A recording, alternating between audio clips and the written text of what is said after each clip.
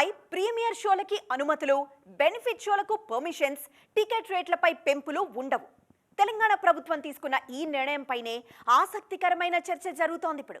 మరి ఈ నిర్ణయం రాబోయే సినిమాలపై ఎలాంటి ప్రభావం చూపించబోతోంది? టాలీవుడ్లో మారుతున్న పరిస్థితులపై ఎక్స్క్లూజివ్ స్టోరీ.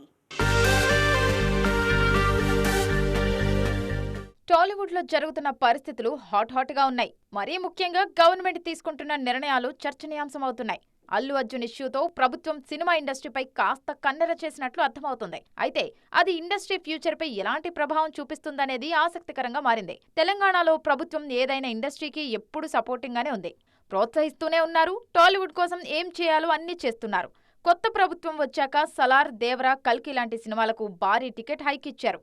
ఇక పుష్ప 2కైతే మునిపెన్నడూ లేనంతగా ఏకంగా ప్రీమియర్స్ పైనే 800 రూపాయల హైక్ ఇచ్చింది ప్రభుత్వం. పుష్ప 2 విడుదల వరకు అన్నీ బాగానే ఉన్నాయి. కానీ ఆ తర్వాత జరిగిన కొన్ని ఘటనలతో పరిస్థితులన్నీ ఒక్కసారిగా మారిపోయాయి. ముఖ్యంగా సంధ్యా థియేటర్ ఘటన తర్వాత ప్రభుత్వం సీరియస్ అయింది.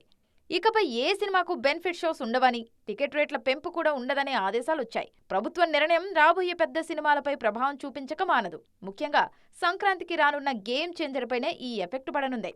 అలాగే మిగిలిన సినిమాలపై కూడా మరి ఈ ఇష్యూపై సినిమా పెద్దలు మాట్లాడతారా?